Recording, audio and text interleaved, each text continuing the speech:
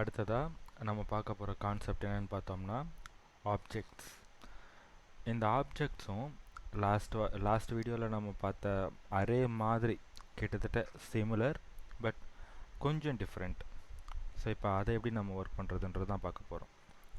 நான் என்ன பண்ணுறேன், ஒரு வேரியபிள் டிக்ளேர் பண்ணிக்கிறேன். வேரியபிள் பேர் பர்சன் அப்படின்னு வச்சுக்கலாம். ஓகேவா? இப்போ இந்த ஆப்ஜெக்டில் நான் மல்டிபிள் டேட்டா டைப்ஸை உள்ளே கொடுக்க போகிறேன். அரேயில் நம்ம கொடுத்த மாதிரியே தான் இதுலேயும் நான் மல்டிபிள் டேட்டா டைப்ஸை உள்ளே கொடுக்க போகிறேன். ஆனால் இதில் கொஞ்சம் டிஃப்ரெண்ட்டாக நம்ம கொடுக்க போகிறோம். ஓகேவா? அரேயில் நம்ம என்ன பண்ணோம், ஸ்கொயர் ப்ராக்கெட் கொடுத்து அதுக்குள்ளார டேட்டா டைப்ஸை நம்ம டிக்ளேர் பண்ண ஸ்டார்ட் பண்ணோம். இப்போ நம்ம இங்கே என்ன பண்ண போகிறோன்னா கர்லி பிரேஸ் கொடுத்துக்கலாம். ஓகேவா? ஓப்பன் பிரேஸ், க்ளோஸ் பிரேஸ் ரெண்டு கொடுத்தாச்சு. இப்போ இந்த கர்லி பிரேஸ்க்குள்ளே நம்ம டேட்டா டைப்ஸை டிக்ளேர் பண்ண போகிறோம். இந்த டேட்டா டைப்புக்கு நம்ம என்ன பண்ண போகிறோன்னா இன்னொரு வேரியபிள் மென்ஷன் பண்ணி அதுக்கு அசைன் பண்ண போகிறோம். அதாவது வெளியே பர்சன் அப்படின்ட்டு இருக்கிறது வந்து பார்த்தோம்னா காமன் வேரியபிள்.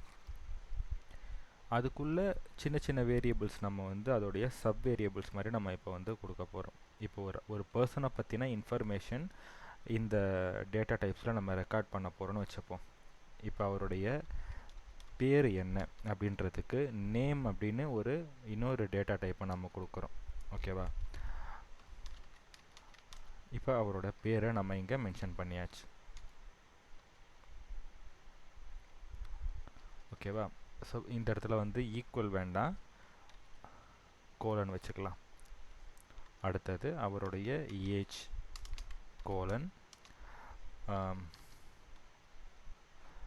30. இங்கே நீங்கள் ஒரு வாட்டி டிக்ளேர் பண்ணும் போதும் அடுத்த லைனுக்கு போகும்போது கமா ஆட் பண்ணிக்கிட்டே போகணும். அப்போ தான் அடுத்த லைனில் நமக்கு எரர் வராது. ஃபர்ஸ்ட் நேம் டிக்ளேர் பண்ணுறோம், கமா, அடுத்தது ஏஜ், மறுபடியும் கமா, அடுத்தது ப்ரொஃபஷன்,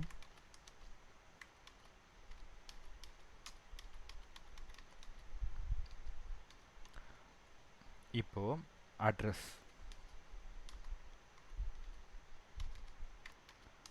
ஓகே, அட்ரஸ் அப்படின்றப்ப நம்மளால் இங்கே கொடுக்குற மாதிரி சிங்கிள் வேர்டில் நம்மளால் கொடுக்க முடியாது.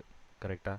ஸோ அதுக்கு இன்னும் மல்டிபிள் லைன் நம்ம க்ரியேட் பண்ணி தான் கொடுக்குற மாதிரி இருக்கும். அப்போ அதை எப்படி கொடுக்கலான்னா இந்த பர்சனுக்கு நம்ம கர்லி பேஸ் கொடுத்து அதுக்குள்ளே மல்டிப்புளாக நம்ம செப்பரேட்டாக அந்தந்த டேட்டாவை கொடுத்துருக்க மாதிரியே இதுக்கும் ஒரு ஷார்ட் கர்லி பிரேஸ் யூஸ் பண்ணி இதில் என்ன பண்ண போகிறோன்னா லொக்கேஷன், இப்போ சிட்டி என்ன பண்ணலான்னா சிட்டி சென்னை டபுள் கோட்ஸில் கொடுக்கணும்.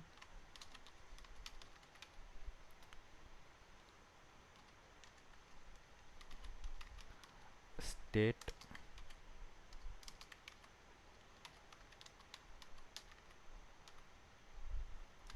ஸோ இந்த மாதிரி நம்மளால் அதுக்குள்ளேயும் சப் கேட்டகரியில் கர்லி பிரேஸ் கொடுத்துக்க முடியும். ரைட்டா? ஸோ இந்த மாதிரி ஒரு பர்சனோட டீட்டெயில்ஸை நம்மளால் ரெக்கார்ட் பண்ணிக்கலாம். இப்போ என்ன பண்ணுறோம், அந்த பிரேஸை விட்டு வெளியே வந்துட்டு கன்சோல் லாகில் பிரிண்ட் பண்ணி பார்க்க போகிறோம்.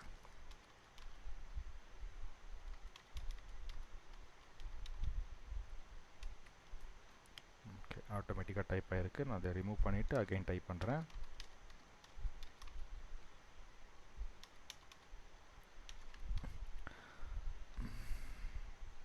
இப்போ இதில் பர்சன் அப்படின்றத ஃபஸ்ட்டு கால் பண்ணுறோம்.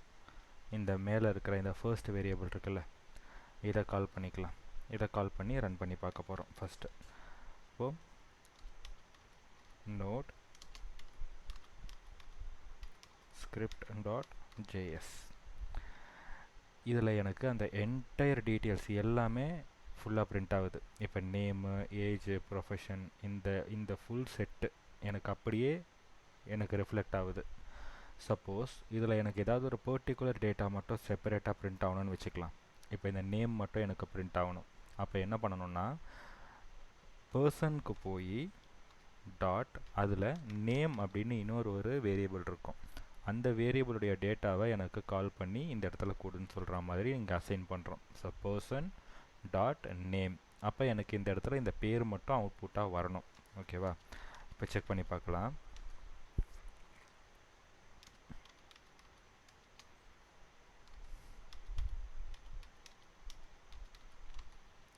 இப்போ எனக்கு அந்த பேர் மட்டும் அவுட்புட்டாக வந்திருக்கு.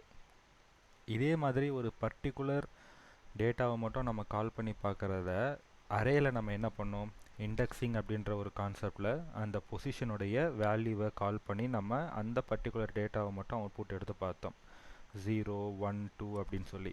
ஆனால் இங்கே நமக்கு அதை விட கொஞ்சம் அண்டர்ஸ்டாண்டபுளாகவும் கொஞ்சம் சிம்பிளாகவும் இருக்குது.